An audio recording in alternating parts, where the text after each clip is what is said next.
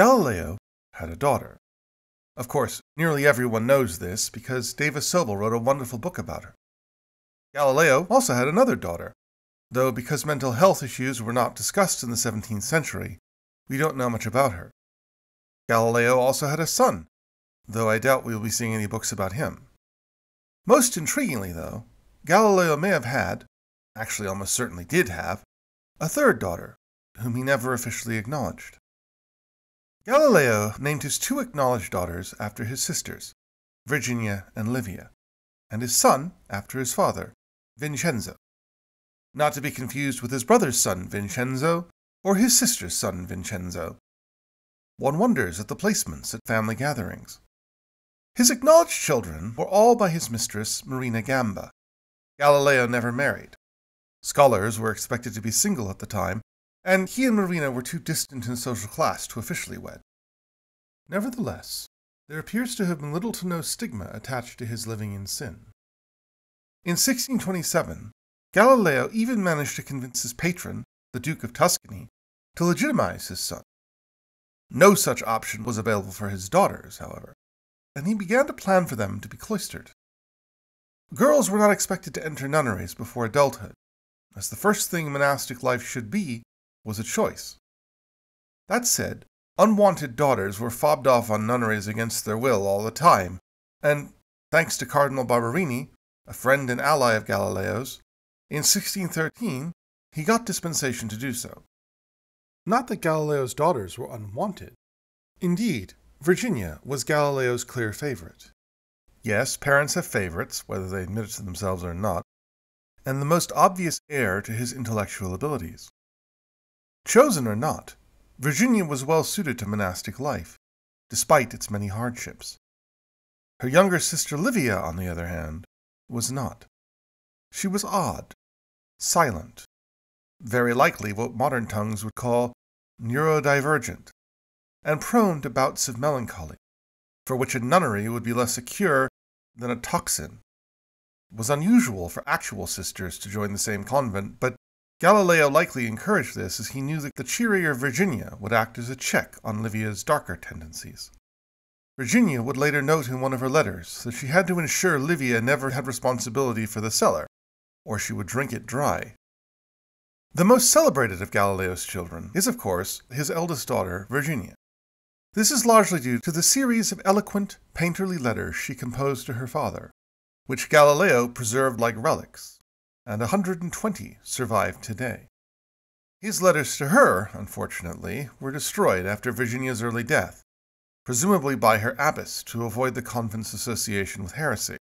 The letters portray beautifully composed vignettes of 17th century life, how the pigeons in the dovecote were terrified to return after it was mercilessly raided by a bird of prey, how the family mule had grown so temperamental she sent anyone who tried to ride her somersaulting to the ground, how the convent wall had to be broken through to accommodate a visiting statue of the Madonna. They portray Virginia as a dutiful daughter of her time. She refers to her father as Signore, and, despite her rather stringent monastic schedule, constantly performs domestic chores for her family, such as laundering, mending, and sewing clothes, preparing remedies for her father's frequent illnesses, and admonishing him for his frequent alcoholic excesses. But Virginia's love for her father clearly transcended traditional duties. She chose her religious name, Maria Celeste, in honor of her father's achievements. She read and critiqued his astronomical works. Galileo clearly valued her opinion, and praised her first and foremost for her intellect, even above her love for him. She funded herself by studying apothecary, and utilized her familial gift for music by leading the choir. The largest surviving cache of her letters dates from 1633, the year of her father's trial. It must have been torment for Virginia, the pious Catholic nun, to see her beloved father condemned by the church she served. Her letters, while flooded with horror at his downturns and joy at his reprieves, make no specific references to the events of his affair, as she calls it. She never doubts his innocence, and at one point even quotes Matthew 13. Nemo propheta acceptus in patria sua. No prophet is popular in his homeland. Galileo never refused Virginia anything, and she, given her vocation, had little to ask. Her convent, San Matteo de Arcetri, was Franciscan and, like all Franciscan cloisters, demanded a life of poverty. But San Matteo, bizarrely, also refused alms, meaning that residents had to continuously beg their families for simple necessities. While other family members were splurging on embroidered curtains, she was begging her father, quote, "As I have no cell of my own to sleep in, Sister Diamanta kindly allows me to share hers, depriving herself of the company of her own sister for my sake. But the room is so bitterly cold that with my head so infected I do not know how I shall remain well unless you can help me by lending me a set of those white bed hangings which you do not want now." Perhaps unsurprisingly, Virginia, like her father, suffered from chronic ill health, though, as she said in her letters, quote, "I do not make much of it, seeing, too, that it is the Lord's will to send me continually some such trial as this. I thank him for everything." In 1634, less than a year after her father's return from his trial in Rome, Virginia died of dysentery at the age of 33. The three junior Vincenzos were all, to varying degrees, disappointments. Scions of a family noted for self-determination and brilliance, they seemed content to live off the wealth and reputations of their forebears, specifically Galileo. Brother son Vincenzo had spent his time in Germany and come back to Italy snarking about heathen Catholics worshipping paintings on walls, endless sermons, and pointless confessions. Galileo's friend Benedetto Castelli, on whom the boy had been foisted during his time in college, wrote that he doubted he meant what he was saying, for if he did, he would be burned alive at the Campo de' Fiori. Perhaps concluding that reporting his nephew to the Inquisition would be somewhat hypocritical, Galileo instead packed him off to Poland, where even his family eventually lost track of him. Galileo's son Vincenzo, on the other hand, quarreled with his father over allowances. In a comment that will sound shockingly familiar to anyone with a teenage child, Galileo griped that his son, complaining once again about his poverty at college, could get by on 3 ducats, and he at his age could get by on 3 groats. In 1623, when Galileo's Vincenzo was 17, he apparently did something so dishonorable that his father cut off all communication with him. It's not clear what this transgression was, though Benedetto Castelli considered it worthy of forgiveness. Virginia, possibly at Vincenzo's behest, wrote to her father, quote, "I want to offer you a good word on behalf of our poor brother. Although I may be speaking out of turn, yet I beseech you to forgive him his mistake this time, blaming his youth as the real cause for his committing such a blunder, which, being his first, merits pardon." Whether her entreaty worked or Galileo simply wished to secure his legacy, in 1627 he managed to finagle a pension for his son from his friend Cardinal Barberini, now Pope Urban VIII.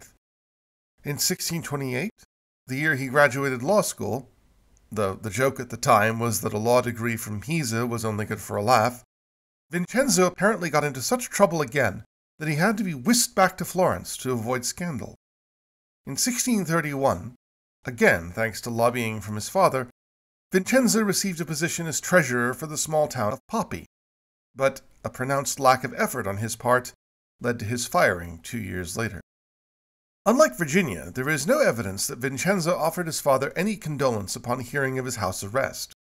When Galileo was finally allowed to return home, he made Arcetri, Virginia's convent town, his final prison, in the hope that she would aid him as he fell into blindness and infirmity. But that hope died with her. With no one else to turn to, Galileo reapproached his son, who apparently took up the job without complaint. While officially employed at the Guild of Merchants, Vincenzo seems in the end to have found his calling in his grandfather's profession. According to the not entirely trustworthy account of Vincenzo Viviani, Galileo's final adoring disciple, who concocted the famous balls from the Tower of Pisa story, Vincenzo fashioned lutes, quote, "made with such art that, playing them so excellently, he extracted continuous and goliardic voices from the chords as if they were issuing from an organ's pipes." This skill at engineering enabled Vincenzo to construct a pendulum clock of his father's design. While it's tempting to see Vincenzo as a deadbeat wastrel, I choose to view his story as that of a young man thrust into a life for which he was unsuited, who, years later, finally found his place. He died in 1649, just 7 years after his father. Perhaps the most tragic of the three Vincenzos was Galileo's sister's son, Vincenzo Landucci.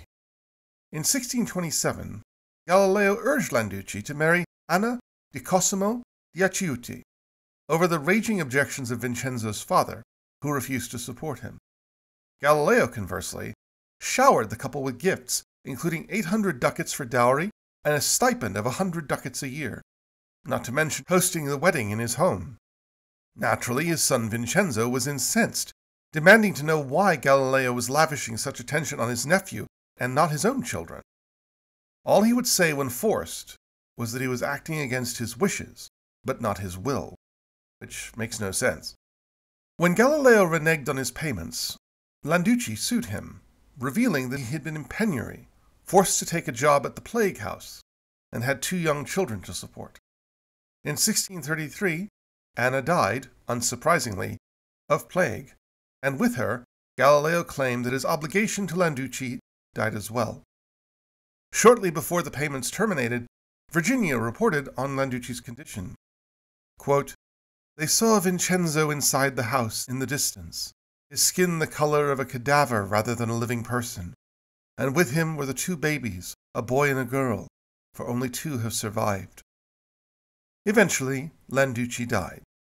His daughter, also named Virginia, would also join a convent and also be supported by Galileo. But why? Why would Galileo be so absorbed by the fortunes of his nephew's family? Well, according to David Wootton, again, the cessation of payments after Anna's death can mean only one thing. Anna was Galileo's daughter, and her children were his grandchildren. Much like Johannes Kepler, Galileo Galilei was not genetically prolific.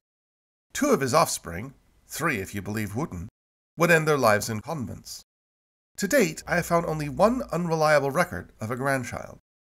But while his bloodline may have dried, his academic descendants, passing knowledge from teacher to student over the last 400 years, are now estimated to exceed 33,000. Galileo, first and foremost, was an admirer of mind. I think he would have found that legacy enough.